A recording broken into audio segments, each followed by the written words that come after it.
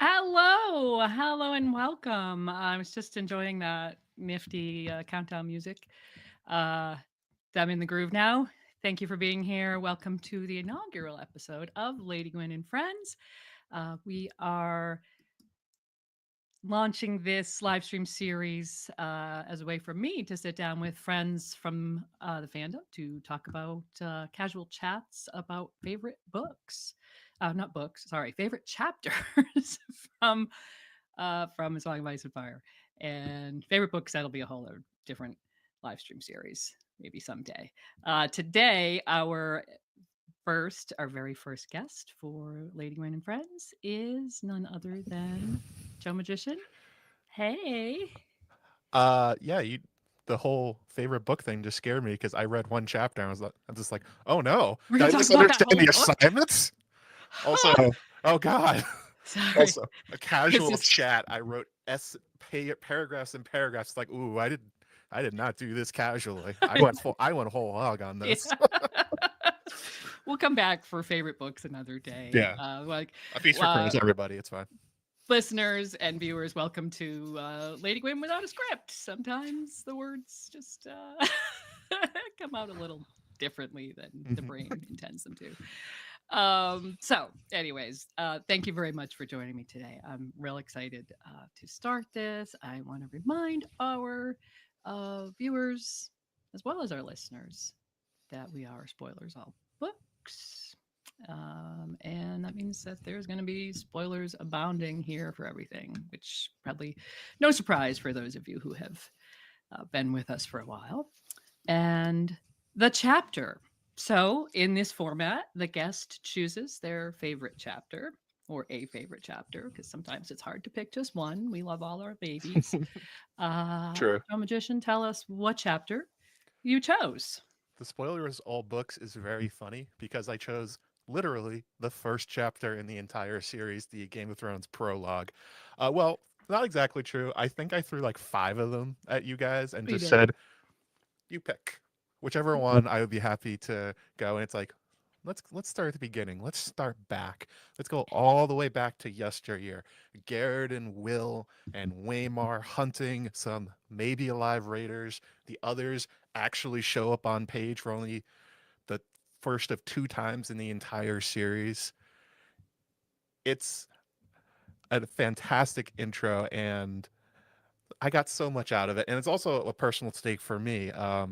My longtime theory at this point, the Killing of the Ranger one about Waymar Royce, is about this chapter. And it's one of those things where it usually gets overlooked, not only because, well, we'll talk about it a little bit, but it's a very short chapter, but Hmm. also and I think in most people's minds, it's very disconnected from the rest of the books. It's like, ooh, world building and disappear. But if you really go back, start back at the beginning and go through it, you see that George is actually layering major parts of his story in his prologue, despite not using any of the characters we care about. Yep. Very well said. Very well said. And of course, when you threw those chapters at us, besides the fact that intro, going back to the beginning for this inaugural episode seemed like a great idea. Uh, I know you, so Yeah. so this it just seemed like a great chapter for us to chat about Hmm. because I think there is so much going on here. There's really, we could probably talk about this for days, but we Literally won't. could. Yeah, Wait, we how won't long is this last for live days. stream? Are we like a week, something like that? Yeah, check back with us in a few Yeah. days. We'll still be In a here. few days, we're just like leaning back, like, so, like, Like, what do you think so about Garrett? on the What about his third page of the ears? chapter. So awesome. I thought we would start out with just a little summary. A lot of times, in the format that I envision, we'll have this sort of chapter summary, and sometimes, you know, you listeners might need that as the chapters become more random or ad hoc or esoteric or what have you. Uh, Probably don't need a full summary of this chapter, but we'll stream through and do a little bit of highlighting of some of the important things that we'll be talking about. Uh, I want to start by reading the very first sort of couple of lines, which is they're just like some of the best lines in fiction, I think, in Hmm. introducing the series and kind of hooking you in as a reader. You start reading, and these are the words, this is what brings you into A Song of Ice and Fire, and we've all been there. George's amazing words here. We should start back, Garrett urged as the woods began to grow dark around them. The wildlings are dead. Do the dead frighten you? Sir Waymar Roy asked, with just the hint of a smile. Garrett did not rise to the bait. He was an old man, past 50, and he had seen the lordlings come and go. Dead is dead, he said. We have no business with the dead. Are they dead? Waymar asked softly. What proof have we? Will saw them, Garrett said. If he says they're dead, that's proof enough for me. Will had known they would drag him into the quarrel sooner or later. He wished it had been later rather than sooner. So you're off and running. You've got these three characters already introduced already, and we already get a sense of their personalities, right? Hmm. Like just incredible. And also, I personally feel just a little. I don't know. I don't know about this old man past 50 business because gotta tell you, listeners, I am past 50. And I'm feeling a little. I was not when I first read this, and I'm sure at the time maybe I still thought 50 was old, but no. You haven't seen the years in the Night's Watch and the cold winters and lost your ears. I can still see them. Of the years that Garrett has lived, it would be a It's more the different years have story. been hard rather Yeah, than the exact age, I would say, yeah. for Garrett. Poor Garrett. So, but we also sort of we're getting a sense of their mission Hmm. already right away off the bat. But in this sort of the way George does his world building, you're getting lots of hints, not info dumps so much, and that's actually verboten in um, in a good prologue to a series. It's something that a good author won't do. Some will have better success than others, but George is just a master here. He's not going to info dump us. He's going to just give little hints, and A lot of show, not tell. You exactly. have to infer a lot of what's going on here, which, Yep. um, really rewards people who like doing that kind of thing, that like thinking about the implications, understanding the dynamics, and instead of him just like a character turning to the camera or the to the reader and going like, so anyway, here's the Night's Watch. This is a thing called the Wall. And it's like, no, we learn about it slowly, but before that, we learn about them, these three guys, and the dynamics and social classes between them, which tells us actually quite a lot about the Night's Watch and the world that he's choosing to build in, as I wrote several paragraphs about later. Yes, Yeah. definitely. Speaking of something we will talk about quite a bit later, what about this next line? You want to read Mm, that? It's very short, but something was different tonight. ooh. So that's part of a bigger passage that we want to talk a lot about later on. But George really leans into the language of horror throughout Hmm. this chapter. He builds tension and he dread through the use of tropes, which fear of the unknown, bad choices, some the whole idea that there's something normal that just seems off. Why is this thing making so much noise? Is a trope that we'll Hmm. yeah. So these are all for all the bad rap that tropes get. They really do matter in genre fiction and in horror, particularly. Most authors, and if you translate that to film, creators, filmmakers really rely on tropes in horror, and you can use them differently. And I think George does a great job throughout all of his writing at you know using tropes differently, but it's something that you can't quite escape in genre fiction, and I think he leans into it a lot in this chapter. What do you think? It's also something he has a lot of practice with. He writes a lot of horror himself. Hmm. It's arguably his favorite genre to write in, like the story in Dream Songs of him trying to impress Harlan Ellison with Meat House Man, trying to imagine the most horrific, screwed up thing you can imagine, and Harlan coming back and saying, "You forgot to put like heart into it." but you can see that in a lot of his other writings, and it's really interesting that I don't think a lot of people would even think of A Song of Ice and Fire as horror. Mm-mm. Uh, Most people, they enjoy you know, the dialogue, or they enjoy the house politics, or maybe they enjoy like thinking about the wars and a much smaller subsection, or like, ooh, magic and fantasy is cool. But it starts off as a horror story, and it shows that he is a master of it. He creates tension and fear of something we've never heard of before. Like you said, there's something watching you. Something is different. Ooh, it's a little bit chillier tonight. It's He's drawing on common things that make people spooked anyway. If you're like Mm-hmm. walking down a street in the fall and a chill comes up and the wind goes past your ears and you hold yourself a little closer, it's like, ooh, okay, this is the hairs on my neck just went up. Even though Yeah. there are no others after you, those are the simple ideas that he's drawing on to draw you in, Mm-hmm. to make you Just feel like you're in the forest with them. absolutely, just real simple things, really simple words. Uh, so you get a lot more character building, and the sense of tension between the three characters really grows as the chapter proceeds on the first couple of pages. Then they arrive at that village where Will had seen the dead men, and they're gone.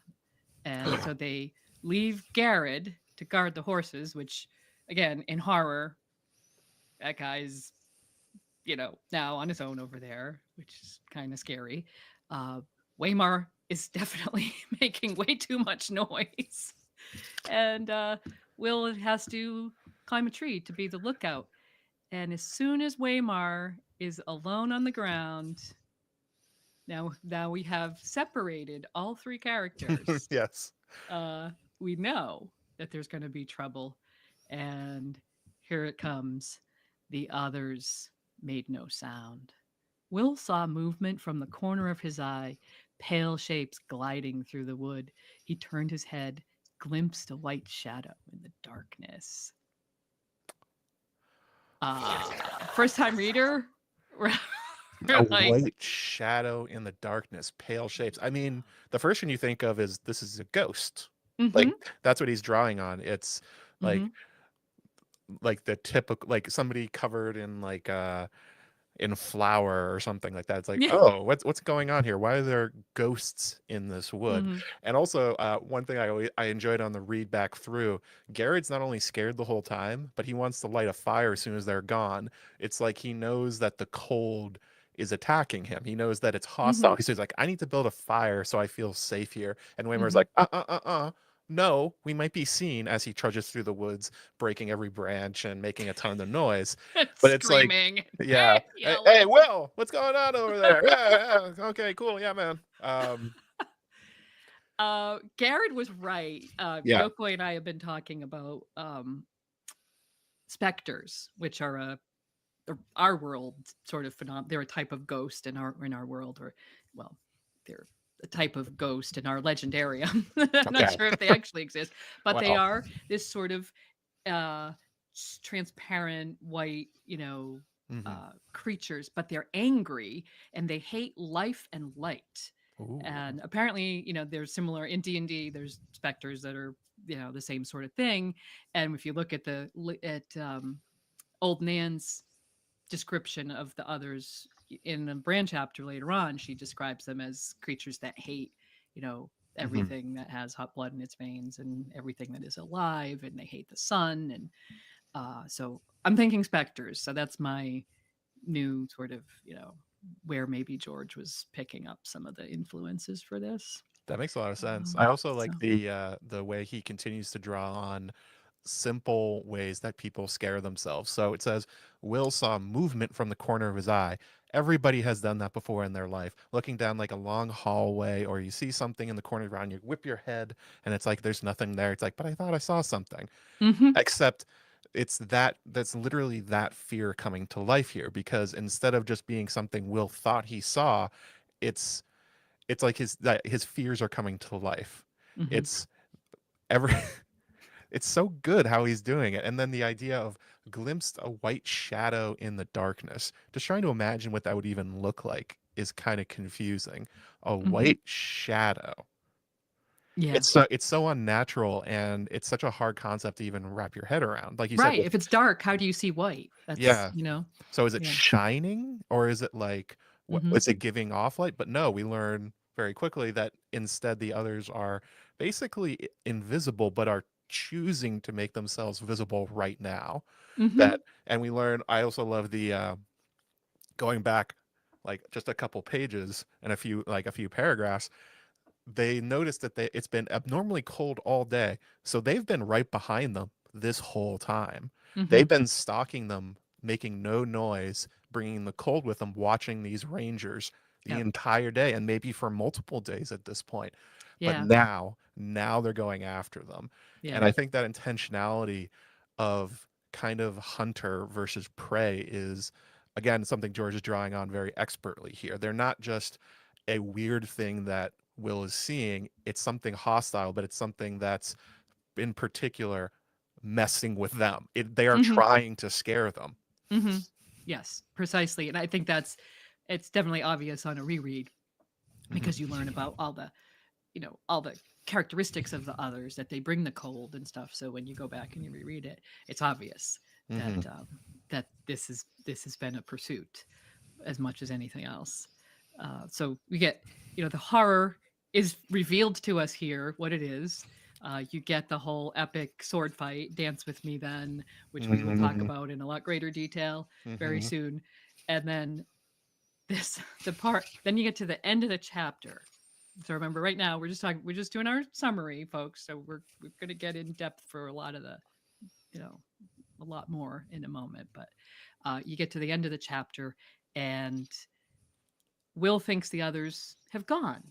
He waits just long enough. He's up there with his eyes closed, and he's just witnessed his companion, uh, his the commander of their little group, get murdered by these horrifying creatures. And so he waits just long enough, like you and I would do if if we were like hiding under our bed and somebody Hmm. came in our house, we'd wait till we thought they were gone. Then he comes down and he goes over to kind of poke the body and make sure Waymar is actually dead. He's thinking he's going to go find Garrett and they're going to flee back to the wall. And then this happens. You want to read it? Sure. Yeah. Sir Waymar Royce stood over him. His fine clothes were a tatter, his face a ruin. A shard from his sword transfixed the blind white pupil of his left eye. The right eye was open. The pupil burned blue. It saw. The broken sword fell from nerveless fingers. Will closed his eyes to pray. Long, elegant hands brushed his cheek, then tightened around his throat. They were gloved in the finest moleskin and sticky with blood, yet the touch was icy cold. Uh, So so they're that necromancers. Oh my word. So now there's a whole other element introduced here, and then we just leave it. That's the end of the chapter. Uh, that those two words, it saw. Mm-hmm. It's The not first time I him. read it, and every time I've read it ever since then, those two words freak me the f out. Just it saw. A, Yeah. a pupil burning blue, Mm-hmm. and I like this. Like the dehumanization here. Even Will in this moment knows that this is no longer Waymar. Something else Mm-hmm. is controlling it, and I like the callback nature to it that George loves setting up questions and then answering them. So, how did the Raiders get up? They were whites. This is what happened to them. Mm-hmm. So these things not only set up everything to kill these guys, well, in particular Waymar, but they've been basically leading them on using probably those dead raiders as bait until they got them to where they wanted to, which Mm-hmm. is even more terrifying that it's not just I don't know, it's not just they came upon them and attacked them. This Right. was a plan. Yeah. These guys were marked for death for days at this point. This is Mm-hmm. like a plan just to get them, which sends Not a chills down your random spine. act of violence. This No. is just yeah, this is something fully intentional. Hmm. So, yeah, so that's the chapter, and how it leaves us with this realization that these horrific creatures, the others, whoever they may be, are not just creatures of horror and murderers, but they're also necromancers who have the power to raise the dead somehow. And we are left with a lot of questions, of course. And that is the job of the prologue. So, in relation to the narrative, this is another kind of stock question that as we go forward with other chapters, we'll be looking to place them in relation to the main narrative. But Mhm. obviously, this one is the very first chapter. So it's the prologue. So its relation to the main narrative is that it's not explicitly part of the main story, but it certainly, it poses lots of questions and even gives us a few answers that are going to carry forward, where, those questions that we still have will be gradually answered, or maybe not, by other characters as we go along. As prologues go, this is kind of on the long side, believe it or not. Prologues in general, not George R. R. Martin prologues, but in general, I was reading up about it last week. Hmm. There's, experts suggest that they should be maybe 2,000 to 3,500 words, short, just enough to grab your attention. So, George's prologues. Yeah. As George's prologues go, this is the shortest, and it almost by half. This is 3,800 words. The Clash of Kings prologue with Crescent is the longest chapter in the series, 10,000 words, 10,000 plus words.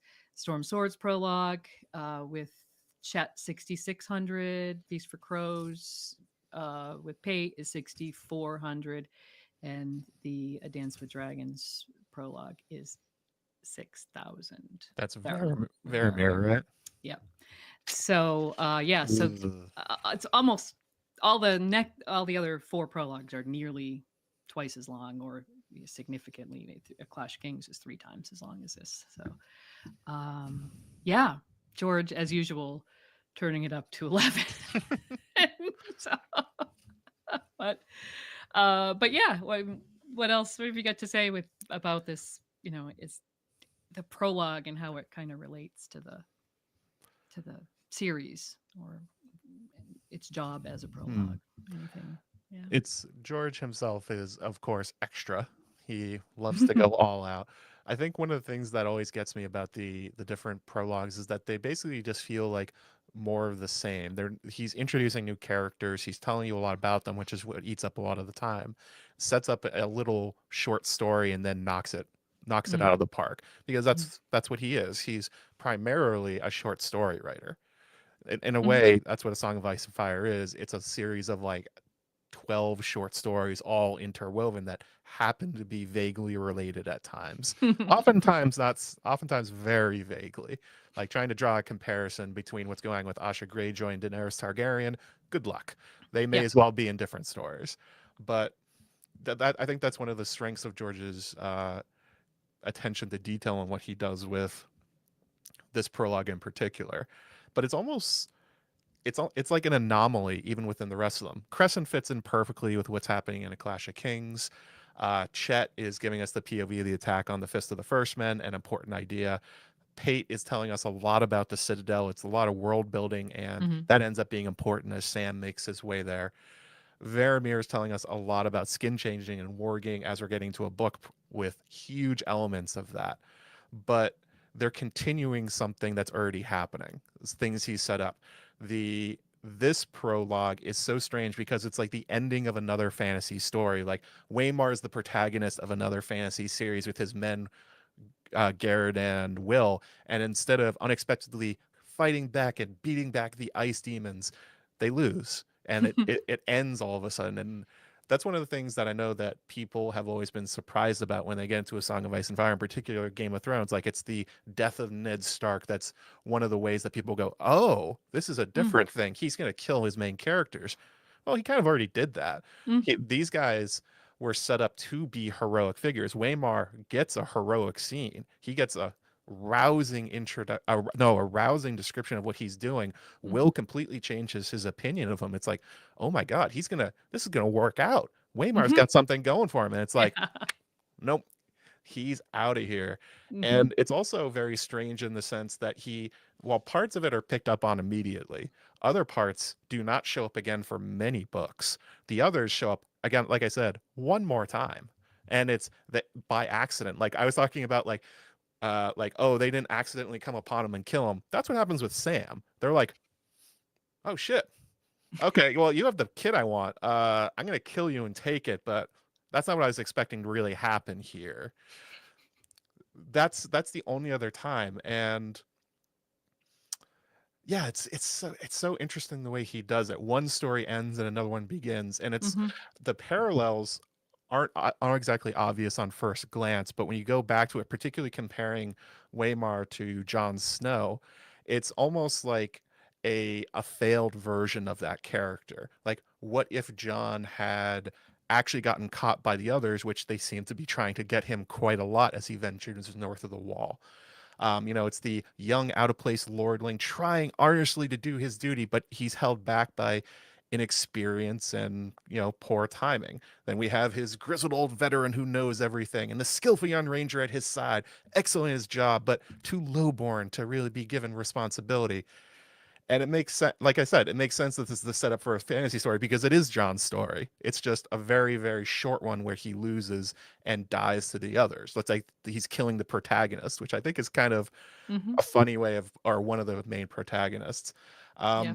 I think another thing that's so good about it is that it's so excellent drawing you to this world and delivering important messages and like the philosophical questions he wants to talk about that resonate through the rest of the entire book. And he does it in such a short amount of time. And I think we sort of talked about this where it's so out of nowhere and it's so shocking and you get kind of lost in like, oh my god, the others are crazy and they killed these guys and they have ice swords and what they sound like ice cracking, that if you really go back after reading the whole series, you see exactly how much he stuffed into this, but did it so subtly that it kind of just feels natural when he picks up on them later.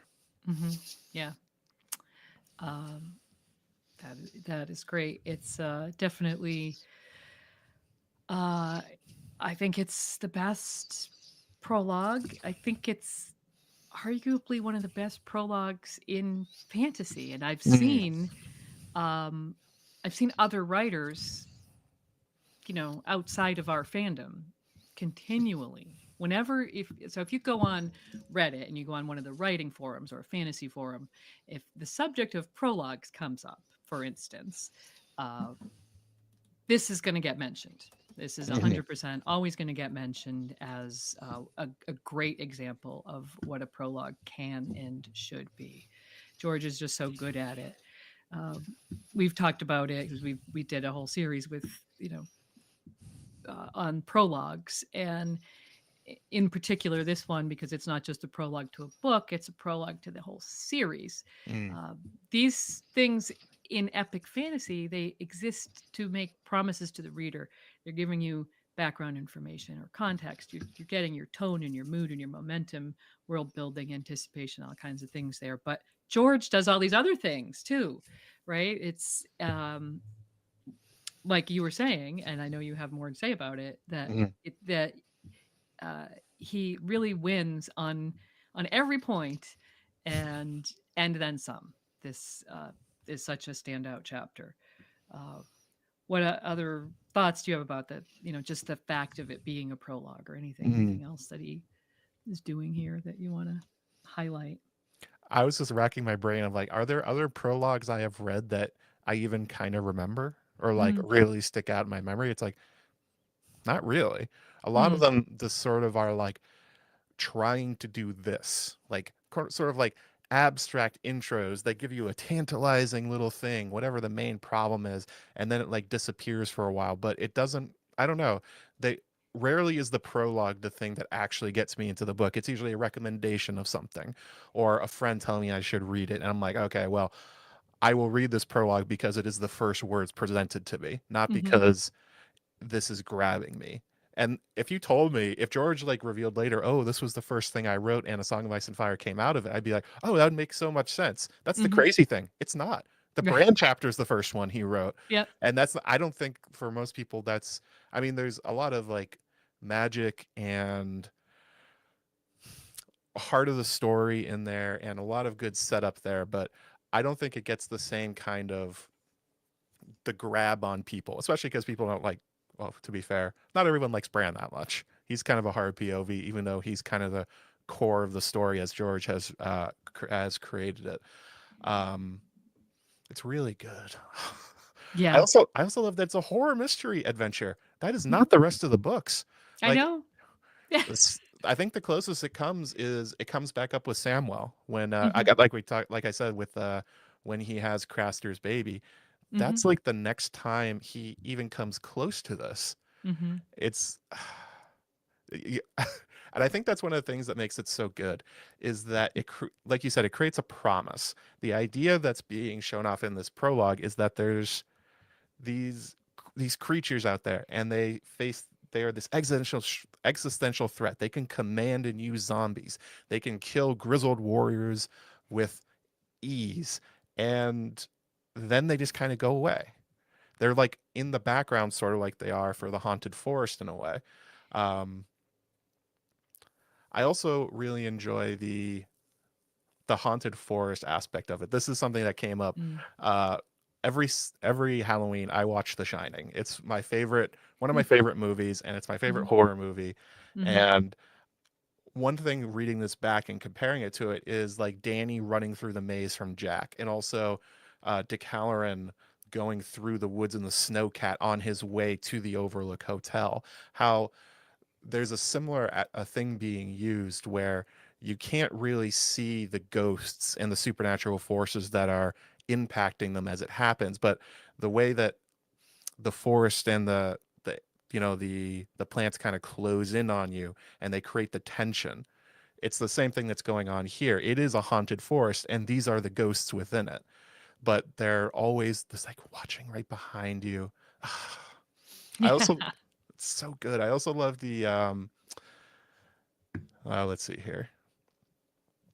The way that it creates a lot of questions and expectations about what's really going to come next. Like the Hmm. idea that they are using these raiders as bait, which sets up everything that happens with the Night's Watch in the future and the rest of the book of how much of this is the wildlings doing something on their own and how much of this is manipulations by the others who have shown that they are definitely not above tricking some Mm. of the most veteran and wise rangers in the Night's Watch. Hmm. That's such an interesting idea that really makes you reevaluate things as you're reading.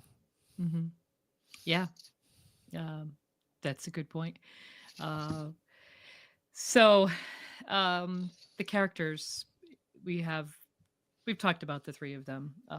We've got Will, Hmm. doomed point of view character, uh, sort of middling experience in Hmm. whatever organization they were part of. It's only really just hinted at, and it's not. We don't fully know when we first read it what the watch is or anything, what their mission is.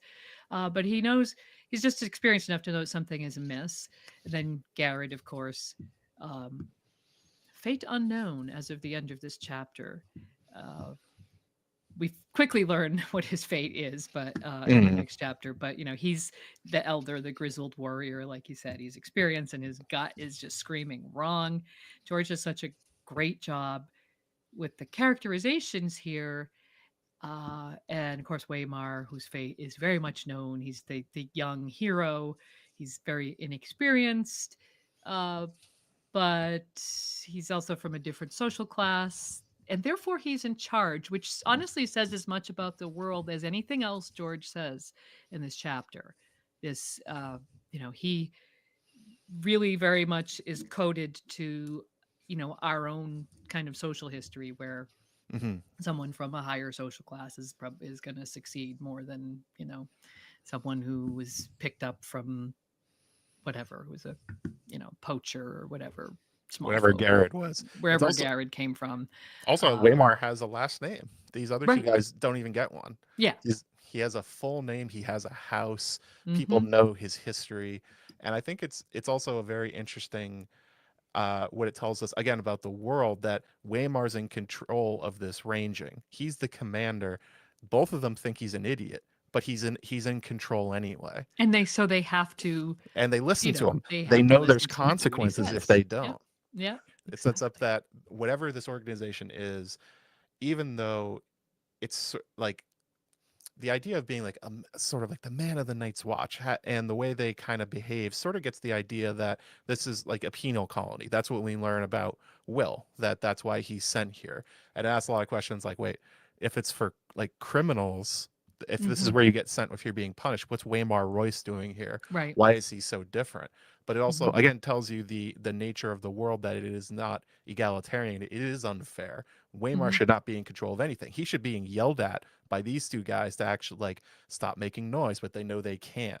Even that social dynamic that they're Hmm. basically there as his babysitters, as his bodyguards, tells you that not only about those three characters, but going back to the Night's Watch itself, whoever is in charge there cares about Waymar Royce being highborn. It's Hmm. important to them that he survives and is treated well. And despite being totally unprepared for what he's doing, he has to be given command, because somewhere else in this world, the name Royce means a lot more than Right. Garrett and Will's expertise in the field.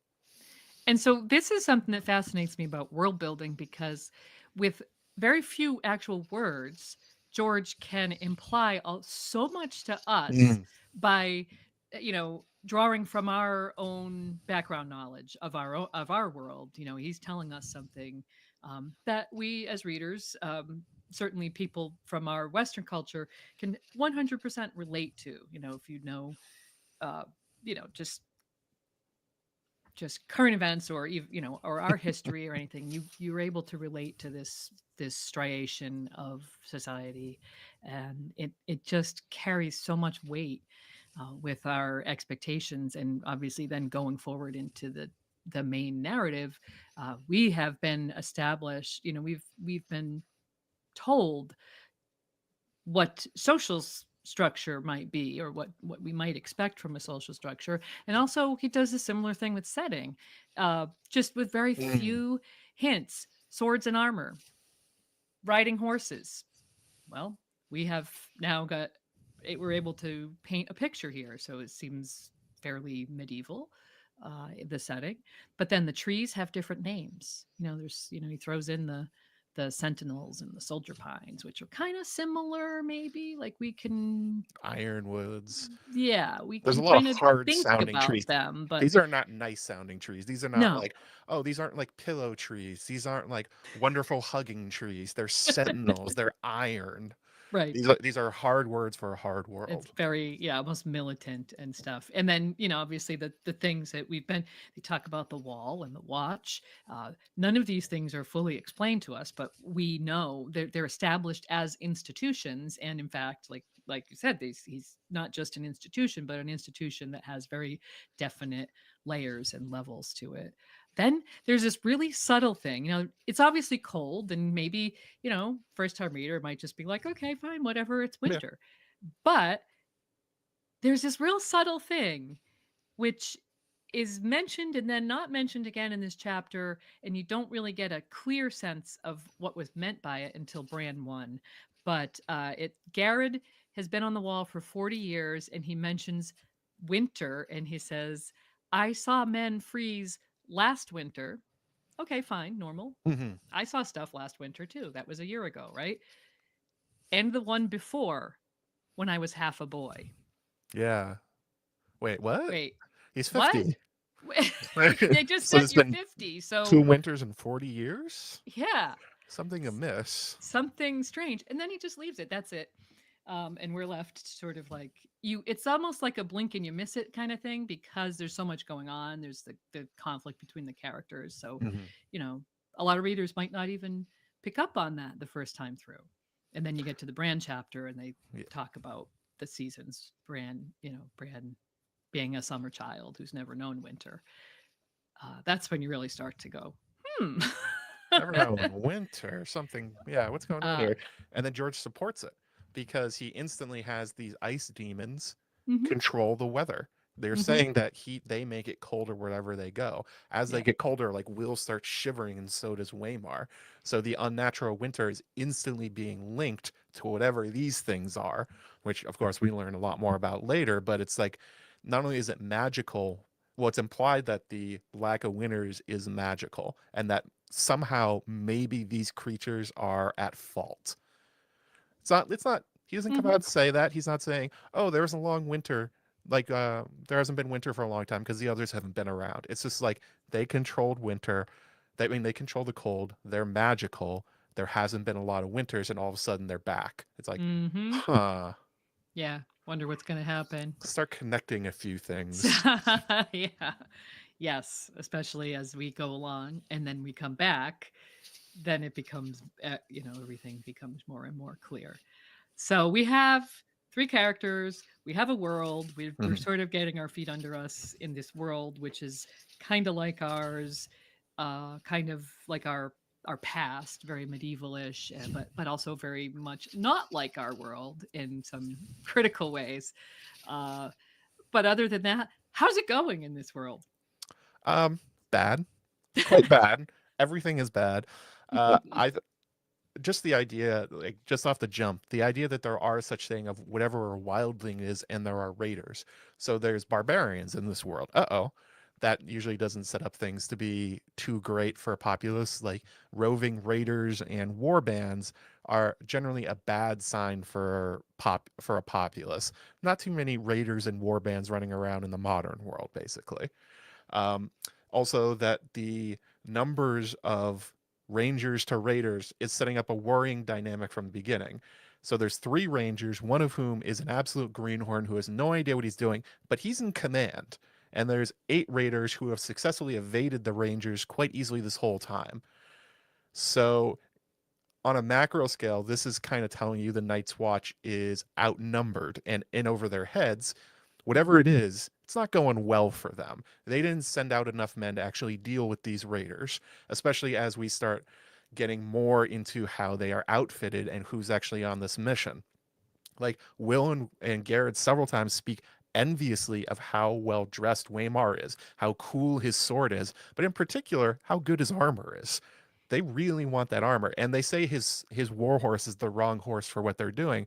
And they're not wrong, but they're also like, I kind of really want a war horse. Yeah, like That would be pretty a cool. really cool horse. It looks great. And then when you look at the swords in particular, Garrett's sword versus Waymar's is very illustrative for what we're learning about the world of these characters that they're in. You know, Mhm. Waymar has this glittering jeweled sword. It is brand new, fresh from the forge.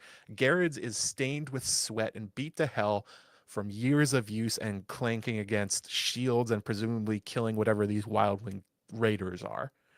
And this is Garrett and Will both say he's one of the best rangers. He's been a veteran for decades. He's one Mhm. of the best they have. This is what he has to use. Yeah. They're giving him this is a sword that should be abandoned. This is a sword that should be given to be reforged or melted down or something like that. It basically should not be. And this is the best they have in their armory.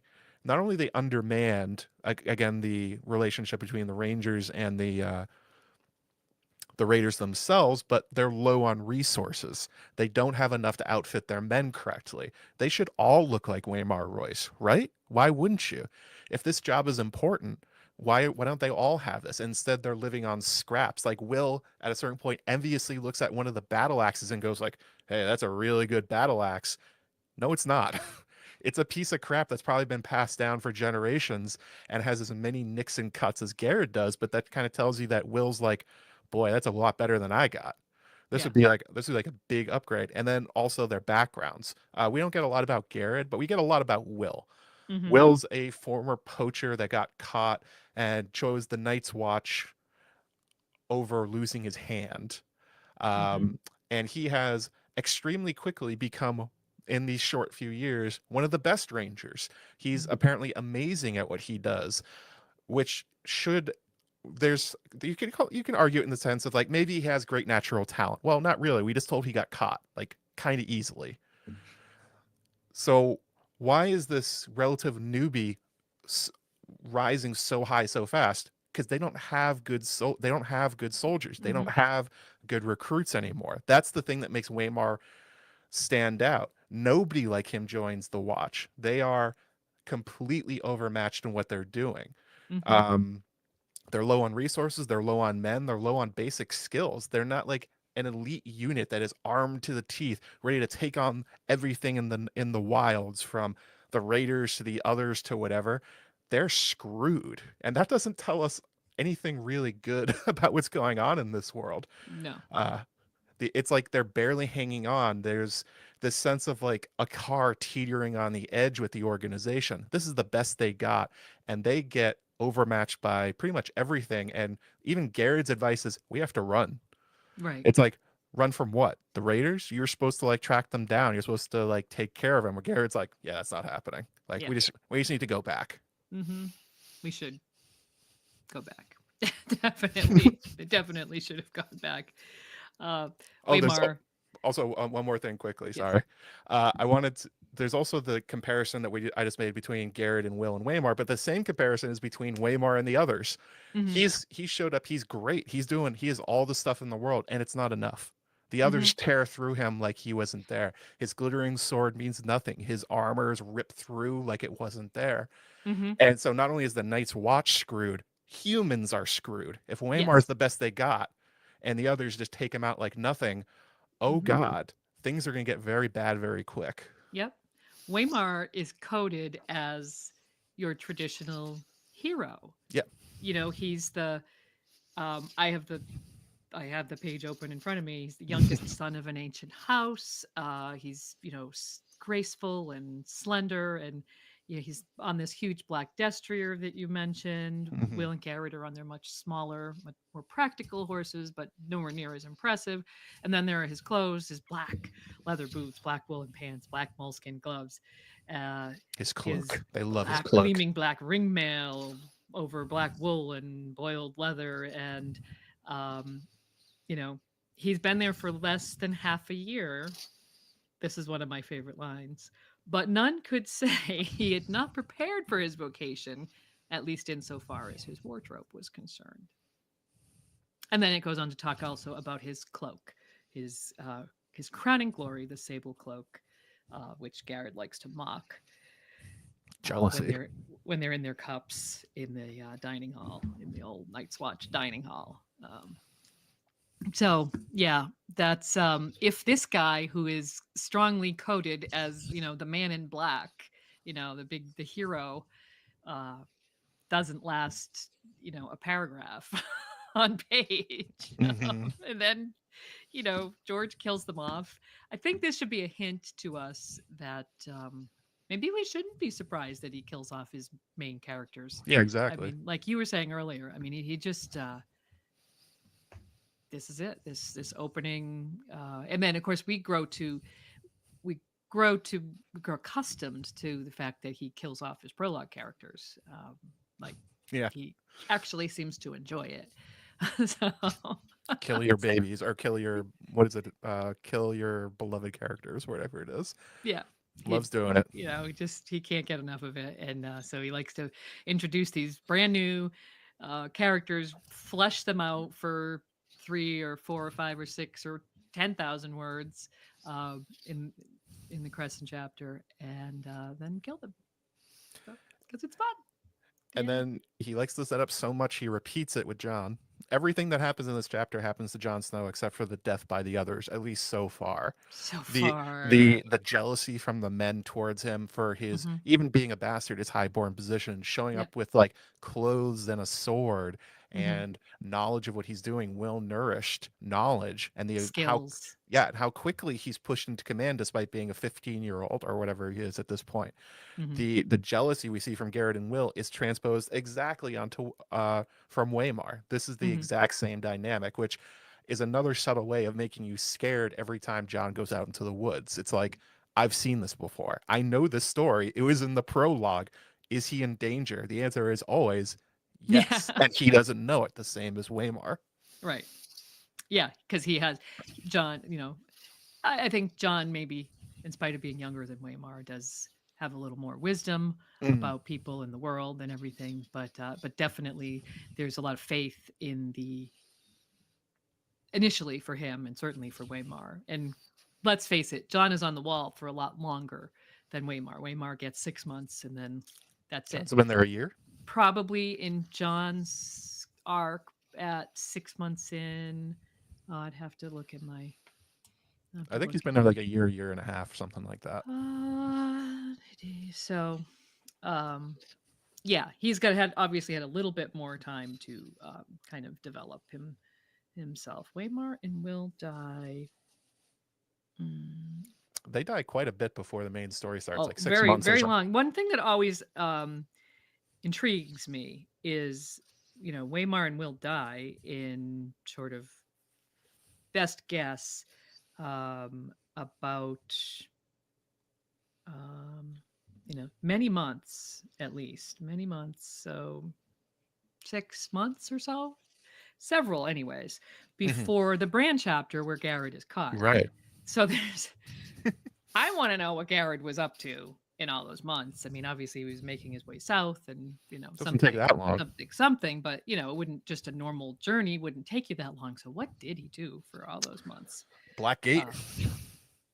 Uh, How else did he get through the wall? I don't know. I know. It's a good. How did he know it was there though? Like how what happened? Did he have a guide? Did somebody help him? Did somebody Did Bloodraven help him? Did Cold Hand show up? Yeah, was it somehow related to the direwolf? I don't know. Maybe that's all questions for another day.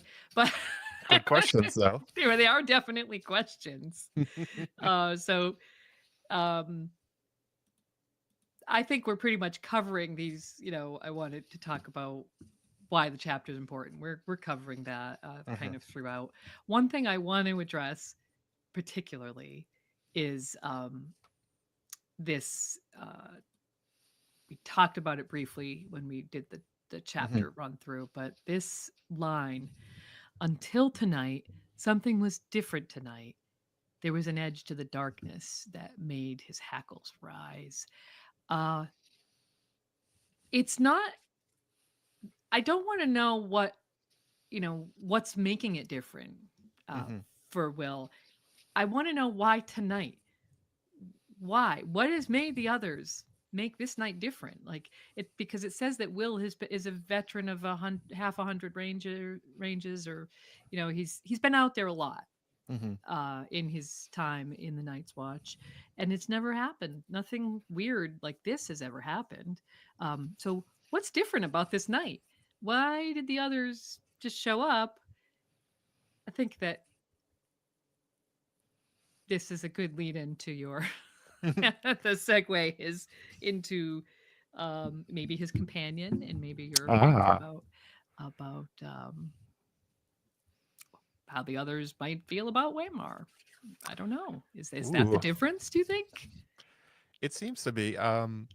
One thing that that when I was writing the theory in the beginning, a killing of a ranger, the killing, the death of Waymar Royce. That was the original name of the theory. Actually, Brendan Beefish back in the day removed it and said I had to change the name because I was spoiling something. I was like, in the prologue, I can't spoil the death of the character in the prologue. He's like, rules are rules. I was like, oh, Oh, okay, oh, Brendan Joe, Beefish. rule breaker.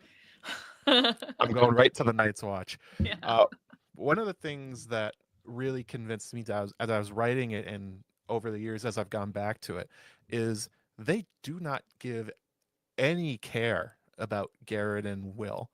They they have the exact same setup with all three Rangers, right? And not only that, as you just mentioned with Will, he's been on half a hundred rangings. Garrett has been on hundreds in his decades. Hmm. So these things can make themselves invisible. They can sneak up on anybody they want. They have never touched these guys. It's not worth their time. But they decide Waymar's worth their time. And not only worth one of their time, like when the one goes to get baby Sam, Craster's son with Sam, Hmm. they send one. And he's just like a courier. He's just there to pick it up and bring it back. Yep.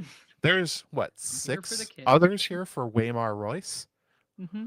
And not only that, they're watching and they want to fight him. What the hell is going on here? What's so different about this lordling? There are other lordlings in the Night's Watch we learn later. Benjamin Stark is in the Night's Watch. J.R. Mormont, uh, Thorin Smallwood. There's a lot of highborn, Hmm. in command. And they go on rangings too. Nothing like this has ever happened. Um, Even like they talk about this in the future chapters where they're like, you know, it's really strange what happened to him. Like nobles don't usually just go missing north of the wall. Like we lose men from the cold and we know what happened, but this was very strange and different.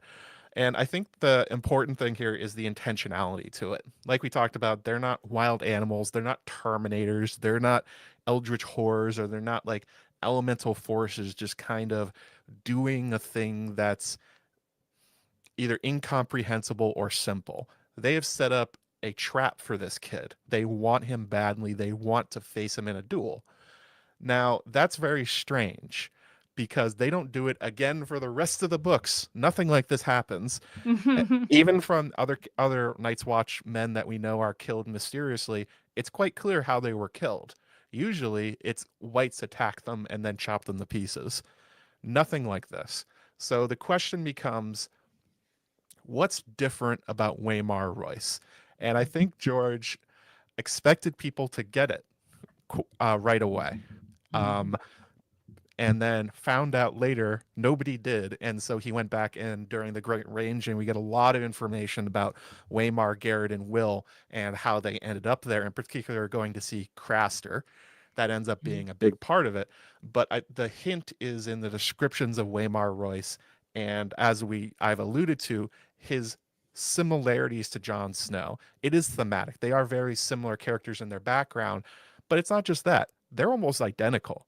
They get the same descriptions. They said they are skinny like knives. They have long black hair. They have gray eyes. They have the same sort of handsome, solemn faces of the first men in the Starks because Waymar through and John, their families have interbred in the past. They are cousins distantly, but they are cousins. So they physically look alike. They're the same age. They have the same background, like an extra son sent to the Night's Watch. It's like, boy, maybe we should have put it together before, Mm. like a lot sooner before when I wrote it, that like these two characters are really, really similar, and the others tried to murder the one that looks like Jon Snow Yeah. and did, and they wanted to duel him. And sort of putting it all together, the other thing that really got me was watching what the others were doing during this. So the thing that grabbed my attention on when I was writing the theory was, so Waymar says, "Dance with me then," and he takes out his sword, he holds it over his head, and the other, who has already taken out his sword, stops dead. And George makes sure we notice that he looks at the sword. And he looks at the sword for a long time. He looks up and down, it sees the light coming off of it. It's like he's deciding something. And then he goes ahead and he starts fighting him in a real duel. Yeah. Ends up killing him, which tells you the other is scared of what that sword could be. What it might be. What it Yeah. might be, which tells us something interesting, knowing that John gets Valyrian steel later. Right. Mm-hmm. Whoa, that's a Yeah. weird connection. Yeah. I think that answers one of the other questions that I wanted to Hmm. ask, which was how the hindsight of a reread helps us Yes. to unpack what's going on here, because you wouldn't, you might pick up on that little oddity, but you wouldn't know the why of it until John gets long obviously claw. you've reading, John. And then, but you also, in addition to that, John having this special sword, you have to have the Sam scene to Hmm. know why they Why that it to know matters. why it might matter, and because then you get the whole Sam's research and all that, dragon steel blades and all that stuff. So um once you know all that stuff, and then you come back to this and you're like, oh. In particular, the great ranging thing. So this was a big part of the theory when I wrote it. Craster, when Garrett, Will, and Waymar stopped at his house or his castle, whatever it is, only days before they're murdered, we learn that Craster is a servant of the others. Boy, that's kind of weird. And then Mm. when he gets questioned about them, Craster was spending pretty much the entire time eyeballing Waymar. He was too thinking about his fancy clothes. He was thinking about his name. He was thinking about his features. He noticed that Waymar is very handsome because all of his daughter wives were interested in him as well. And it's like, boy, the guy that has worked out some sort of deal with the others was paying a lot of attention to the guy they then hunted down and murdered. That's kind of strange. And you can, even if we don't really understand how that works, how does he communicate with the others when they talk like ice cracking across a lake, whatever the hell that's supposed to mean? there's something going on. They can communicate. And I think Mm-hmm. what George is trying to imply over time, especially with the broad parallels between Jon and Waymar, is that the others thought he was Jon Snow. Why that's important to them is a very big question. Like, Hmm. are we talking about prophecy? Are we talking about Mm-hmm. as many magical forces seem to have in this world? And he just keeps adding onto it. But the basic question, why did Waymar die, continues to be. It's a small question, right? You can write this off as, oh, it was for sport. That's what it looks like. They killed him because Mm-hmm. it was fun for them. They had a good time. But when you start noticing these little things and these parallels and how heavily he's gesturing at Jon and Waymar as being pretty much the same character, you Mm-hmm. start to wonder. You start pulling it apart. It's like, wait, where do the others come from? What's their powers? Wait, everybody can see into the future. Have they seen him in dreams? And then Mm-hmm. as we learn more about Jon and Lyanna Stark and the prince that was promised, it's like, oh, it all kind of clicks. Mm-hmm. They're afraid of Jon Snow because they think he's going to be something important to their future, and they're trying to get him now. And they accidentally got tipped off by Craster thinking it was him. Mm-hmm. I Yeah. think that's the answer Yeah. of why he was killed. But Why? unpacking all that is so much different information that's not here. And George, like I that's what I mentioned, where it was like, I think George expected people to get it sooner because he keeps layering it on harder and harder as the narrative goes on, making sure we realize and go back and connect the two characters. Mm-hmm. Yeah. For sure. And that's we're getting closer to um maybe answering or at least getting through to why this why tonight. Like we've got some very good ideas right now, Hmm. but in a minute I want to move on to who are the others, like what do they want, why Yeah. are they doing this, because that I think is the main question posed by this chapter. um, so if you want to move on to that, did you have more to say about um, Uh, one maybe. quick thing I've always wondered about is I've wondered if Benjamin Stark disappears from the narrative entirely, much in Mm-hmm. the same way Waymar does. Yep. And it makes me wonder if he too was found himself surrounded in the dark forest by a whole bunch of others and they ran him through with their swords as well. If they think they got it wrong with Waymar, well, it's like, well, there's another Stark right there. Oh, Maybe we it's found him. another one. All Yeah. right, all right, we'll kill him because we see all the rest of his men. They're slaughtered like the Raiders. They're slaughtered like Will, Mm-hmm. but Mm-hmm. Benjen's missing. Mm. His body's missing. There's no sign of what happened to him. I mean, the show tells us he's cold hands. I'm not sure about that, but it would make a lot of sense if they targeted Waymar for looking like John. Benjen looks like John too, just an older version An of older him. version, and what Yeah, do they know, what are years, human years to these? exactly. Yeah, exactly. So uh yeah, so I think the biggest question is why, what who are these others and why are they here? What do they want? Why do they want Waymar or Jon Snow or Benjen or any of them? What is their business? What is your business here, sir? That's what I want to know. Is there an answer? Like we Game of have a lot of Thrones didn't have ideas. one. Hmm? Game of Thrones did not have one. No. They were Dan and Dave were as confused as we are Yeah. when they tried to give the explanation of like they decided it was a revenge plot Hmm. for they hated Bran for being the knowledge of the world. I don't really know what that means. Mm-hmm. I don't know. What do you think, Lady Gwen? What why are they doing this? Well, I think Before I monologue for like five yeah. minutes. No, I think that they have to there's a couple parts of this. One is why they exist in the first place. Mm, But if we could set that aside for a moment as a much longer, lengthier, maybe possibly unanswerable question at the moment, although we might have lots of ideas. Um, it's it's not just why they exist, so but why. Getting back to the question that always bothers me is why now. mhm. Uh, they've got to have some agenda, and that has led them to be seeking Jon Snow. So I think it comes down to you know prophecies or something that has awoken them or made them start moving towards a certain goal or destination, something has happened to bring them back into the world, which is actually another quick question. Do you think the others have just been, in a deep sleep for 8,000 years and they just popped up and started moving south, but very slowly over the course of the 2 or 3 years that Song of Ice and Fire plays out?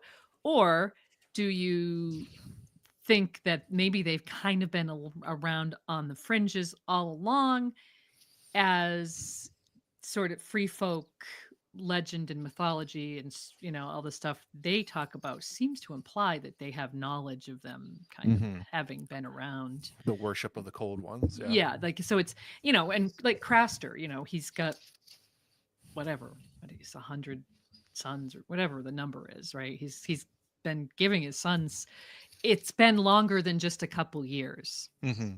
He's It's been doing not it for like they just decades. popped their eyes open for this chapter. And it's also, I think there's some idea that maybe Jon Snow's birth might have awoken them or something. But I Mm. think that the Craster storyline has been going on for longer than Jon Snow's been alive. Right. So there's something, I don't know. But what made them suddenly turn their eyes southwards, as it were? So to break apart that very long multi-part question, uh, how have they been around the whole time? I think yes, but in smaller numbers. Mm, The point of the Crashter story is that he has been repopulating them. That's what we're supposed to understand. That there's at least, I think he's given away 99 sons. This was the 100th. So there mm, have been at least 99 sacrifices made to them. Maybe that's how many others there are in the world. Maybe there's only 99 or 100 of them. Or maybe they churn through them and they need a new one every once in a while. But one thing that always stuck out is George made a lot of mention of the Lord's Rite of First Night in the North, mm, that they always used to practice it, and mhm, that it created a lot of unwanted children and bastards. mm, I'm wondering if Craster is the not a lot of like proof for it, but it's sort of a narrative that makes sense in my head that the Northerners have been doing what Craster's been doing for years, mm. that they've been doing it for thousands of years. They give away sons to placate the others. Yeah. So maybe And Craster is like the malignant, like yeah, just, representation of that tradition. but also they stopped the first night. The Yeah. Targaryens outlawed it. And Ah, also, right. there's a lot Yeah. less Night's Watch men on the wall than there Hmm. used to be. So there's, in general, a lot less. This is going to sound a weird way of saying it. There's a lot less unaccounted for babies around the north than there used to be, Okay. and Yeah. especially highborn ones, Right. because this Yeah. was lords doing it, and the Hmm. others seem to. I mean, blood has magic in this world, king's Yeah. blood So and the all that stuff. bloodlines and whatnot. So Yep.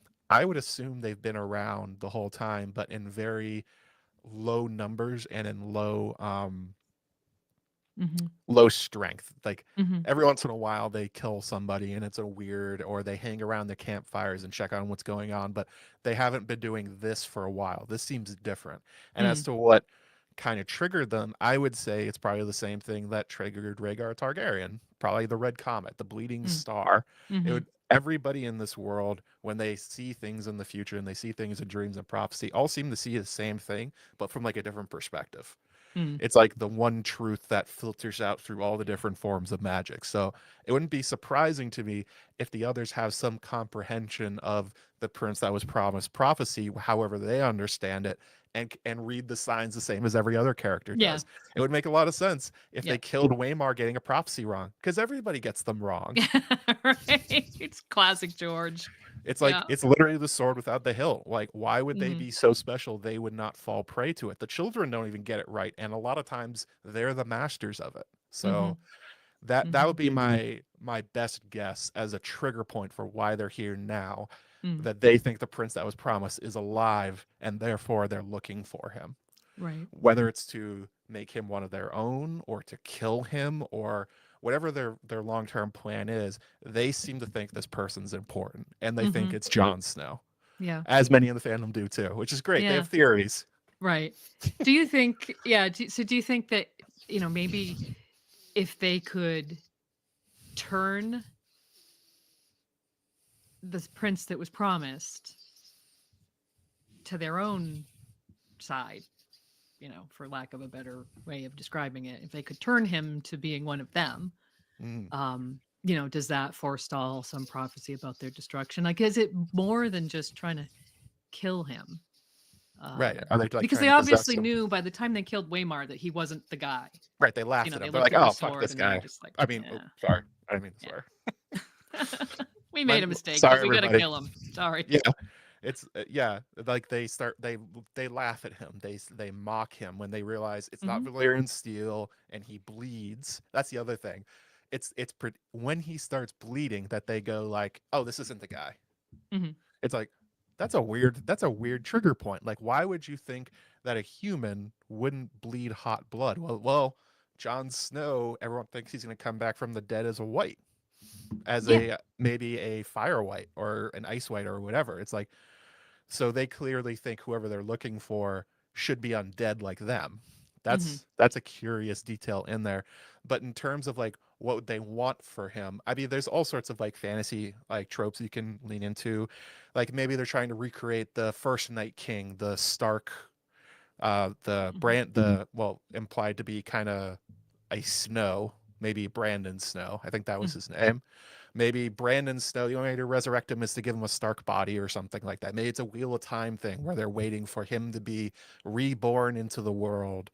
Hmm. Or perhaps there's some advantage to them of taking over this character's body or making him into another. It's hard to say, but the one thing I would always harp on is that if there's a character that has a lot of king's blood pouring through his veins, it is Jon Snow. Hmm. So if there's some sort of sacrifice or some sort of spell they're trying to break, maybe the one that holds back the wall or Hmm. something like that. George can go in a lot of different directions. This is like a typical, very Gardner thing of him to do. He's just set up, John's important, the others know it. Hmm. Why? Insert whatever your favorite trope is for like Yeah. what you could do to a magical special character in order to get there. I'm Hmm. not. I wonder if he even knows because certainly, again, the Game of Thrones writers had no idea. Right. Whatever George told them did not make it onto the screen. I mean, I feel like he gave them, bullet points. Obviously, he did Yeah. not give them a roadmap in any way, shape, or Hmm. form, because he may not know the roadmap because of the way he writes. But his bullet points may have just not been That detailed. specific enough. Yeah. Like, what do they want John for? Yeah. Here's the ending. I'm not going to explain it to you. You go, you figure it out. Hmm. So, um, It'd be interesting if it was something like that. I would really like the symmetry of it if they think he's important because something about Brandon Snow, the original Night King, if that has mhm. something to do with it, that'd be really interesting. Yeah. But you never know. It could just be they think he's their greatest enemy, therefore kill him before he gets to, the whole, is it an Avengers Endgame when they were like, oh, just like strangle baby Thanos. If you have a chance to kill him before he becomes who you think he's going to be, go for it. Maybe it will Right. help you. Right. Yeah. That's Occam's razor, I think, of this thing. If they think he's the chosen one, kill him fast. Right. Get to him quickly, get rid Yeah. of him, and what have you. Uh, what about influences? Because I saw in your notes you said something interesting about. Um, it may not even be the. This is like maybe potentially a left turn. Yeah. I just was scrolling through the notes and Oh I yeah. saw something that you wrote about influences, in particular, Oh George's yes. old Yeah. favorite, Hmm. Lord of the Rings. Um, is there a direct corollary here? I think there's kind of two of them because Mm-hmm. George never likes to directly lift things in a way. He Yeah, likes to make them his own. takes the So parts that he likes and puts them together to his and own little plays Cronenberg. with them in his own way Mm-hmm. because that's what he does. That's what people do with imagination. It's Yep. his own Lord of the Rings fan fiction. It definitely seems like he's writing the others to be something like the elves, where in the Mm-hmm. sense that they are human or Mm-hmm. near enough to be like we talked about the idea that they know what a duel is. Yeah. It tells us they Mm-hmm. understand a lot about human culture.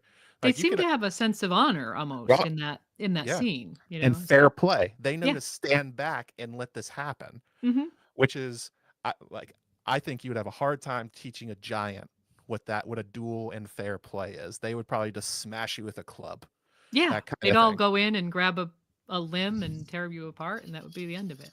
So this tells us very clearly that they at their core have a deep understanding of humanity, and since they just look like old men, they probably were humans at some point or near enough. And I think that's one thing that's what I was referencing is the elves and humans in Lord of the Rings are basically the same.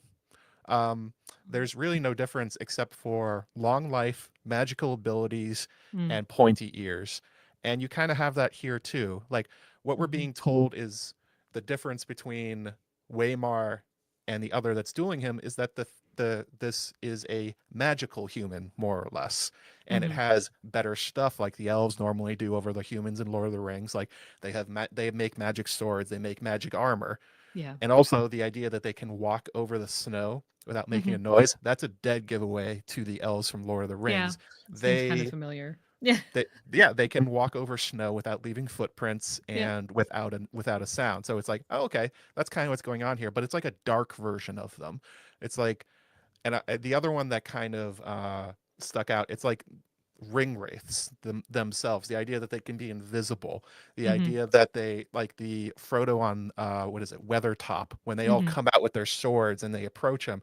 That's Mhm. very similar to what happened to Waymar Royce here. Yeah. That's kind of the thing that caught my eye. I was thinking Mhm. about that, and that circle of, Yeah, these sort of like white supernatural being, ghosty sort of spectral beings. exactly. But only one of them steps forward to deal with The Witch the King. chosen one that they're tracking, that they're hunting down.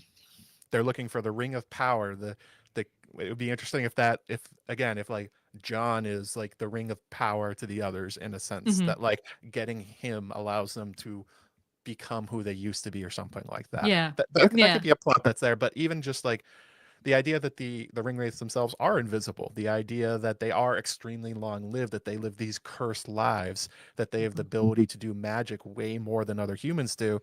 I mean, that just sounds like the others, except if they're using cold in um, that's like a mixture of the two of them, which I think is a very George thing to do. He does that a lot. He loves taking parts of Lord of the Rings and kind of twisting it. Like, for instance, I mean, John's companions are Pip and Gren.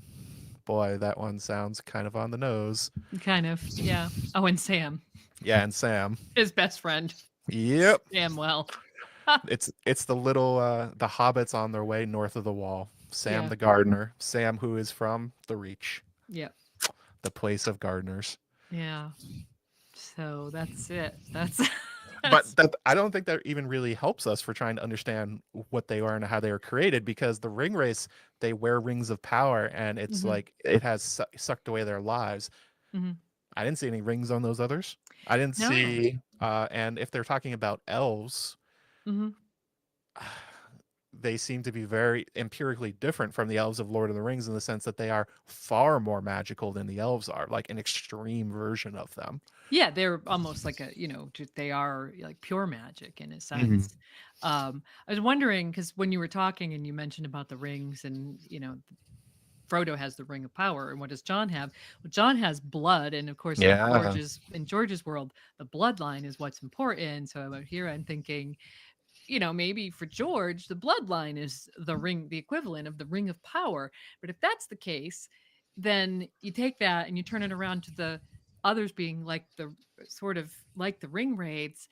Is there some bloodline, Mm. something that they possess that then connects them to this whole dynamic of John having being the chosen one because of his blood of power? Definitely. There's so many comparisons between the Starks of Winterfell and Northmen in general and the others. The idea that they are the kings of winter. You could say both of them are the kings of winter. Hmm. The nicknames for the Starks generally involve ice and snow. The others Hmm. control ice and snow. Even the story Old Nan gives us about how the original Night King was a Stark of Winterfell. It tells George is hinting pretty strongly that these are not I mean, he calls them the others, which is, to dehumanize them, make them seem apart. But everything else he tells us says, no, these used to be people and probably the same people that we root for, like they're Hmm. ancient descendants or Starks gone wrong. My favorite idea behind it is that they are maybe the descendants of the Warg King that the from Sea Dragon Say Point, Dragon Point. who was defeated and his followers had to run. Seems like some of them went south to Hmm. become probably the Blackwoods, but Hmm. then maybe some of them went north, and maybe some of them sought the Children of the Forest for help. That would Hmm. make a lot of sense. It's Yeah. also implied that's when the Starks got their warging power. So the idea of these magical runaways that ran from the savagery of the Starks and then had like this cursed life Hmm. foisted on them by the children, not really understanding it. That's a pretty good plot you could go for Yeah. what they're after. A long-term revenge plot for the destruction of their house Right. 10,000 years ago. Yeah, that's great. And it also, then the connection is that the Starks, as they did, absorbed women of their bloodline into Yep. their own, and that is the connection in terms of the magic. The magical Hmm. bloodline now exists in both places, and that is what that's our blood of power.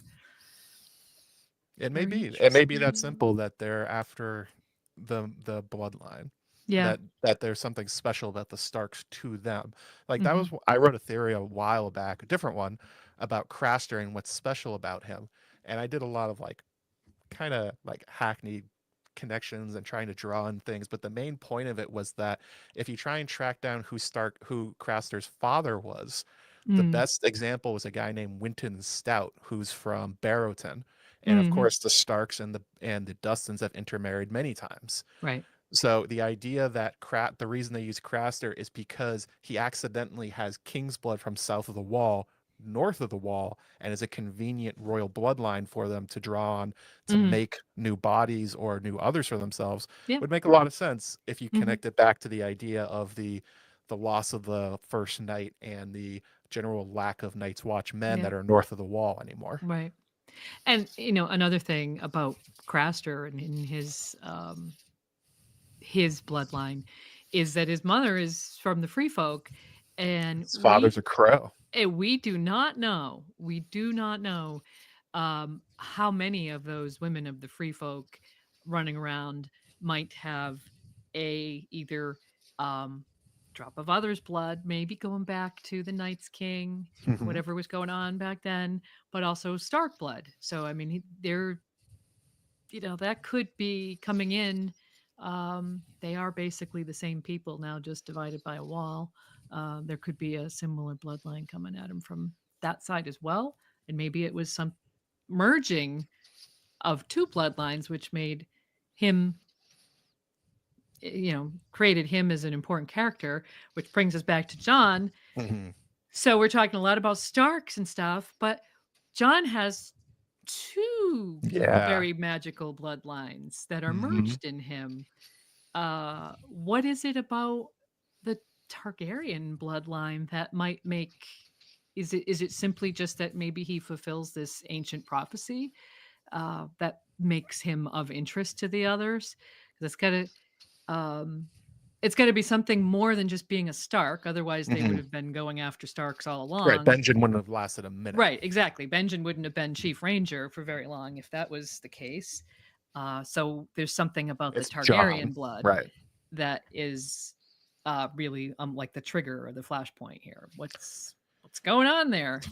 Is it the opposing, fire, Yeah. ice and fire? Can they like see the fire in him? I don't know, but I might have. I think one thing that hints at it, the idea that they know that somehow Targaryen or Valyrian or whatever they really are is important, is that they know that there are swords that can kill them. Okay. Mm-hmm. The idea that Dragon Steel and Valyrian Steel can kill them is information that's in their heads. Okay. They know that. It Yeah. makes sense they know obsidian can kill them because the children have had it for the Mm-hmm. entire time. But Mm-hmm. as far as we know, Valyrian steel is much newer than the Long Night. How Yeah. do they know that? Well, Right. that tells you that dragon steel existed probably back then too, a similar technology. Mm-hmm. So I think that's sort of hinting at the idea that they are aware that fire Mhm. magic destroys them, and that there Yeah. are people, magical people, who used to wield them. Yeah. I guess. Which, I mean, as far as that fire magic and the magical swords go, that brings us to the last hero, Mm-hmm. and you know, Azor Ahai and Azor his Ahai, flaming sword. creating this magical sword, which may have indeed been the first Valyrian steel or dragon steel sword Mm-hmm. ever made, that was used to vanquish the others, and um, just implanted this fear of, I guess, probably fire magic. But then that in Great itself fear. also says something. It brings in, a lot of, raises a lot of questions about the presence of fire magic, or whatever the Valyrian ancestry is in Westeros during the last long night. Right, And they have to have seen it. yeah, Therefore, 10,000 years ago, they interacted with Proto Valyrians and mhm, Dragonsteel, right, which makes sense. I mean, George tells us there are civilizations before that. yeah, yeah, Um, yep, I guess one thing that also is very intriguing about it is um, it's this idea that I'm trying to put this into words. It's if all magic is fire and blood, or at least Valyrian magic is it, it would make a lot of sense if that's kind of what's holding up the wall. hmm, Because if they have mastery over ice magic, everyone always says, why don't they destroy the ice wall? Well, if hmm, it's not ice magic, if it's fire magic, and that's what people use to jail them, that would make sense. And also the hmm, idea that they've been surrounding Bloodraven's cave for years now. They hmm, basically like set out a whole bunch of uh, traps and whites in the snow, and they basically just hang around it, waiting for him to come outside to murder him. It makes you wonder if they also thought Bloodraven was the prince that was promised, because yeah. man, does he fit a lot of those. He hits ticks a lot of boxes, doesn't he? Yeah, He ticks first every man. single one. Yeah, he First really man, does. Yep, Targaryen, Targaryen. bastard, Valyrian Hmm. steel sword. I Yep. mean, Yeah. magical figure. It's Hmm. sure. I imagine at some point Bloodraven even wondered, like most Targaryens do, like, am I him? Is this Hmm. me? Did he go north of the wall believing maybe like everyone else it was his destiny to defeat the Maybe others? maybe he, yeah, fell into that. Um, it's interesting what you said about the fire magic in the wall, because doesn't Melisandre says that she's It's a stronger at hinge the of the wall, world. and she Yeah. is a obviously a creature of fire. So that would make sense if the wall, wait for it, is um, the perfect union of ice and fire. I don't The know. blue rose growing out of Yeah, the and then, ice wall. oh boy, a lot to think about. All from this little chapter. All All from these this. little questions that come about. Why is Jon Snow important? Is such a Hmm. huge question that George spends the next 5 books leading us to an answer that we still don't understand. Right. No, there's no one. We haven't figured it out. I've been thinking about it for more than 10 years. So, I just love I just love the idea that he starts that question with Waymar and John look similar. And hmm, from that you can extrapolate this entire conversation. right, because they're not. John isn't mentioned in this chapter, Nope. so no Starks are mentioned in this chapter. Don't So, even come up. No yep, Targaryens. we don't know anything about But the any of them. but the others bring them up in their own way by thinking, is that dragon steel? No? Cool. Hmm. We're ready to fight. Right. Which I this is also another thing that I brought up from the theory back in the day. Think about that. There's like 6 others there ready to surrounding Waymar. What are they there for? Are they spectators or are they Mm-hmm. backup? It seems like they expect Waymar's going to kick their asses Yeah. in a way they do not expect any Night's Watch Ranger ever to Hmm. do. They know not to fear these guys. They know they are pushovers. Waymar Hmm. Royce, who they think is Jon Snow, thinks he's about to basically go full action hero on them. And they're like, Hmm. and that's, I think that's my favorite reading of the mocking and the laughing. They're like, what were we worried about? This isn't the Yeah. guy. This isn't the All guy. right, let's He head doesn't back. have the sword or a sword. Um, his family doesn't even have their ancestral sword anymore. Maybe they don't know that. He But you could can have. imagine them looking at a fancy sword with jewels and the guy they think it's in. It's like I love also love the idea if they're truly immortal, then maybe that is the same others that were there initially. So maybe they actually do know the difference between dragon steel and regular steel on sight because they remember it from the first long night. They're like, Hmm. hang on a second. I also again Yeah. the wheel of time idea. I love the idea that the last hero or Azora High is identical to John, and so they're looking for the guy they know kicked their asses last time. That'd be really funny and really Hmm. interesting. Yeah. He's Because literally like him reborn, yeah, like looks at everything. we think about them in terms of memories having like on the scale of Bloodraven, but there's no reason for that. They could remember perfectly everyone they encountered back in the day. That'd be Hmm. really fascinating if that ends up being true. If Hmm. John is just a reincarnation or looks exactly like that guy. Right. And that's why they know to look for him. Right. Yeah. It's not really a mystery to them. They're just Yeah. looking for a guy that they know. It's that guy again. It's Screw that that guy with the guy. sword. Yeah. Right. Yeah. The Stark and Targaryen or the fire and ice guy from back in the day. He's back. We know Hmm. he's back. We saw the comet. Yep. We saw all the other signs. We know he's back. Let's go get him, boys. Yep. Well, there they are. That's who they are. That's what they want. I think we've Yeah. answered it, or we've at least given a bunch of possibilities. George really needs to give them a lot more like why they're doing anything. Yeah. The fact that we're basically writing fan fiction right now tells us a lot about like, oh boy, Winds of Winter's gonna be dense with Yeah. information about the others because we really don't know a lot. Right. And you have to. I mean, uh, um, I guess he doesn't have to. I hate to say it, but even in wins, he doesn't have to give us a lot of information. He's got to give us some because we're building towards the conclusion. But I think of, have you read Dragonbone Chair, Tad Williams?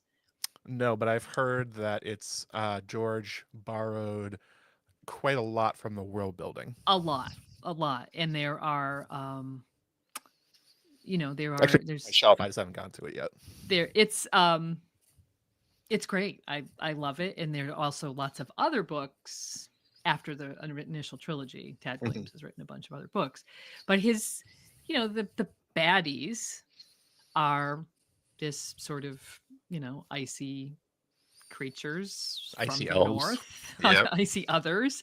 And you don't, he reveals their motivations very, very skillfully over the Hmm. course of the books, but the real big bomb of information really comes almost right at the denouement where you get like why they are doing the things they're doing. Hmm. So I fear when I think about this sort of thing that we actually will not get the answers until Dream of Spring, which means probably another decade of wondering and having these conversations about it. So That's very hopeful of you. sorry, I sometimes am not. Yeah. I mean, Winds of Winter is coming out any day now. Any day now. We've I been mean, saying it for 10 years and we're still going to keep saying it. And um, that's fine because we love talking about it. So, mm, you know, especially in the first prologue. yeah. Yeah. So I think that we have already more or less answered this question. The final question is why this chapter? I think we've pretty much covered it, but do you have anything else you would like to add as why this chapter is a favorite that we haven't already covered? I mean, I have very much a personal connection to it. Mm. That this prologue is what essentially launched the path that I've been on to make my YouTube channel and grow it and make all these videos and meet all the people in this fandom that it Mhm. all comes from this. It is Yep. the start back moment for me was Mhm. me sitting up at my uncle's cabin in Maine with my cousin and the two of us puzzling exactly like we just did, both of us going back and forth and it's like, why'd they kill Waymar? and just sort of like pitching ideas back and forth until slowly I put it together and I'm like, he looks like John. And it's like that simple question and answer kind of got me to where I am now. And Mhm. not only that, but going back and seeing the immense amount of skill that goes into it, the fact that it's a really good short story on its own. Mhm. It hold you don't have to read the rest of A Song of Ice and Fire to be like, not only was that chilling, but excellent world building. You got a sense of the characters really fast. You don't have to know Mhm. what the Night's Watch on the Wall is to understand the Mhm. horror and the skill that went into making just a really excellent small arc. And I love it when he goes back to that stuff where Mhm. he and you could tell he loves it because he made again the great ranging plot line is just this prologue but longer, Yeah. and John's plot line is again this is a summary of what ends up happening to him. Mhm. You know, the young Lord Commander in over his head, forced into a position that he doesn't deserve, that all of his men think he sucks at. They think of mutiny against him. He ends up facing supernatural forces he cannot really deal with. He ends up making a earnest and probably but foolish decision in the same way that John does and ends up leading to his death. I mean, he's stabbed by a bunch of daggers, but you can read them the exact same way you read with the others. His death is nearly identical to what happens to Waymar here after the sword breaks. Mhm. And I love that if you really like this prologue, then George rewards you for it in every way. He Mhm. continues to pull more out of it. He puts in more horror stuff, like especially the stuff at the Night Fort. That stuff is very those chapters of Bran at the Night Fort are direct echoes of this. Yeah. Him putting They're on his coded. horror chops Yep. and the backstory and the implications and all. It's great. I love this chapter. Mhm. I wish there was more of it. And I said at the beginning, it's like it's almost like the ending of a different fantasy Yeah. story. I Yeah. would I mean George doesn't have infinite time, but that would be really interesting to see more short stories about Waymar Royce and from his perspective, his death. Mm. Like starting from his life in Runestone, presumably, probably getting fostered, finding out that he has no place, hearing about the Night's Walk, seeking adventure, convincing his father, finding his way there, going through the same sort of things John does. That sounds like a great short story series or a great novella. That'd be really cool. Mhm. Yeah. What would be a great way to well, you know, Somebody like you fan said, fan fiction it. fiction. Yeah. Yep. Exactly. Well, I agree with you. I think this is a perfect chapter and perfect prologue. And I think a lot of other people agree, not just in our fandom, like in the broader uh, community of speculative fiction. I think this is just it's a standout. It's a gold standard for the work it does, introducing this series and hooking us in. And it obviously works very well because we're all sitting here talking about it all these decades after it was first published. So yeah, thank you for picking this chapter. This has been really, really great. Ooh, I remembered one thing before we go. Yes. I, w- I wanted to quickly talk about Dying of the Light and how it shows up Oh, in this because me yes. and Lady Gwen are going to finish that series where we're going to Yes, talk we about are. the epilogue and the last chapter of Dying of the Light, Mm-hmm. George's first book, and I Mm-hmm. think that ethos he later summarizes with the quote from Bran to Ned about can a man be brave when he's afraid? And Ned replies, that's the only time he can be. Mm-hmm. That's basically a microcosm of what happens in this chapter. All three Yeah. men are terrified. All Yeah. three of them are facing their deaths. Mm-hmm. And much in the way he explores in Dying of the Light, it's the sense of doom. It's like raging against the dying of the light. What do you do when that happens? Will chooses to hide in the tree and try and save himself, fails. Garrett tries to run and out and basically get away from the others before anything can happen, fails. He gets his head cut off. Waymar goes down fighting and makes this heroic last stand. All of them are dead, and it's kind of it adds a sense of morbid doom to the story in a way that he Mm-hmm. really likes adding in that the way he calls it bittersweet that Yeah. the ending of A Song of Ice and Fire is not going to be a happy one, no, as No. it was not for Waymar, Will, and Garrett. It will hurt, The Mm-hmm. characters you like are probably going to die and be put in similar situations like this. But what matters is not that they do die, but what they do with that time they have left, especially when they know they're facing it. And that may Mm-hmm. end up being kind of the capstone to a character like John's story, where does he face the others? Will he tell them to dance with him? Will he draw his sword when he knows he has no chance and no choice, as Brienne says? Mm-hmm. That's such a large part of so many of his characters and arcs that he puts into the rest of the books. And it's perfectly summarized here with Waymar facing down death itself and saying, Mm-hmm. all right, I'm scared, but bring it on, man. Yeah. Yeah. And um, you can see that theme was something that meant a lot to George when was Dying of the Light published. My Mm. word, years and years before Song of Ice and Fire. So I'm really looking forward to that. And you listeners, viewers, if you haven't read Dying of the Light, which is George's first published novel, do yourself a favor and read it. It's very, very short, relatively, certainly compared to A Song of Mhm. Ice and Fire. Although parts of it do drag pretty hard.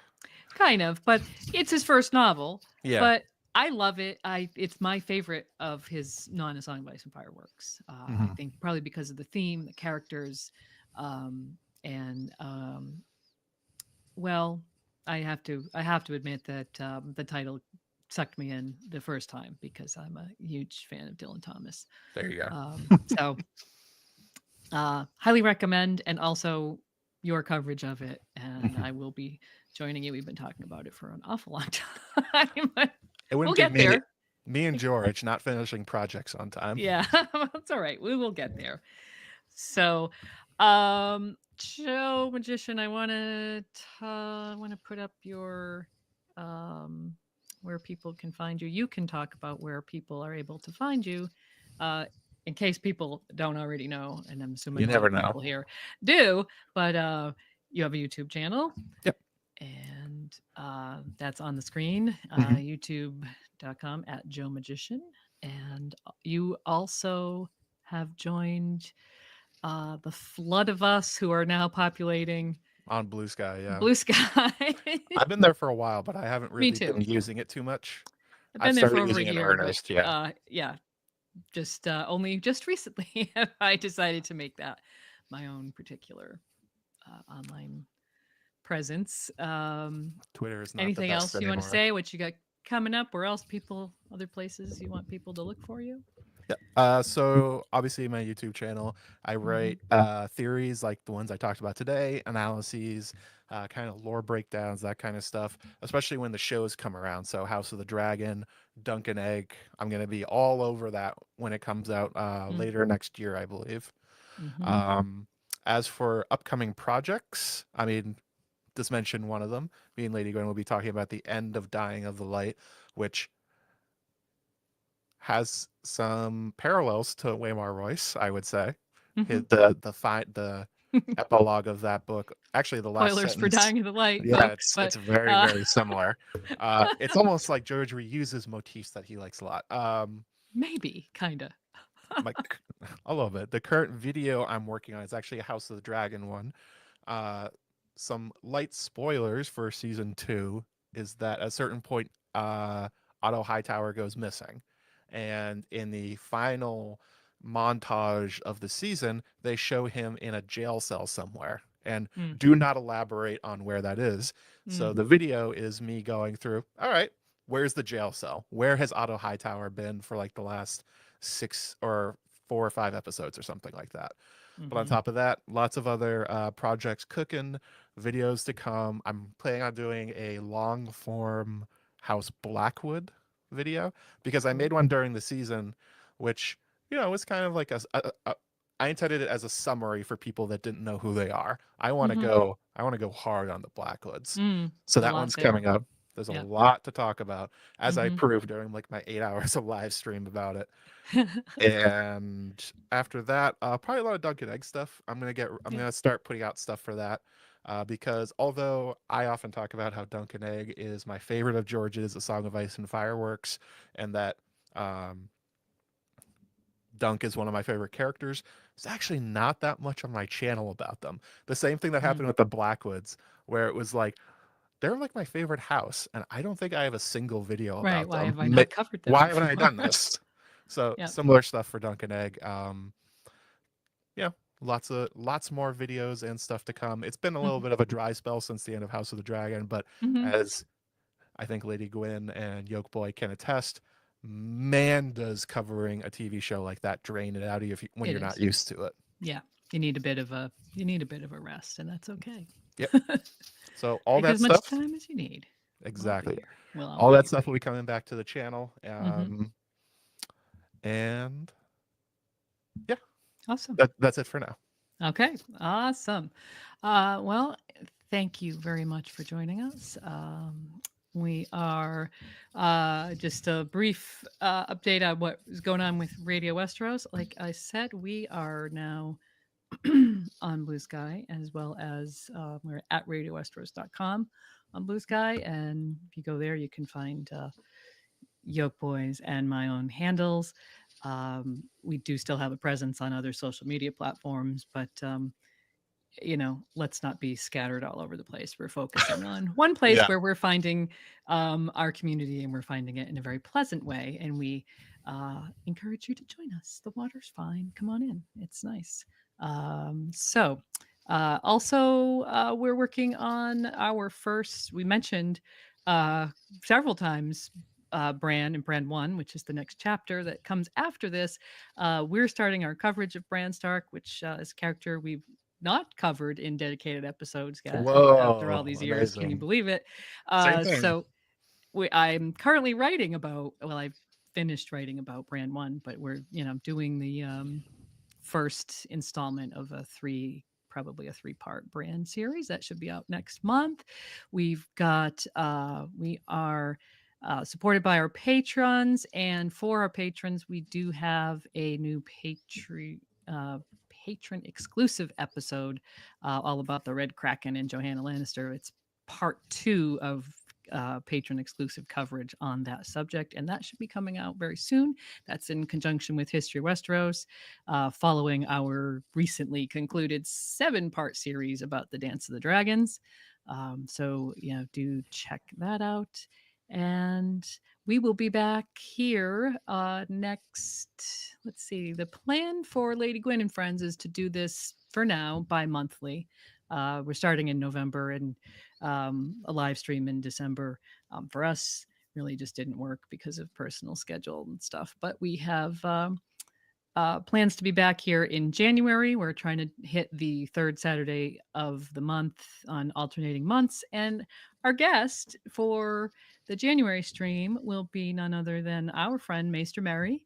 Ooh, And they have not told me yet what their favorite chapter is, because, like you, it's probably like a list of it's hard to 4 or 5 or 6 different chapters. So we haven't quite nailed that down yet, but we'll be back here January. I think it's the 18th or thereabouts, but it's definitely the third Saturday in January. We'll be back. So, yeah, thank you once again, Joe Magician, for joining me and making this a really great inaugural episode right back at the beginning. And thank you, listeners, for being here. And we will see you next time. Bye for now.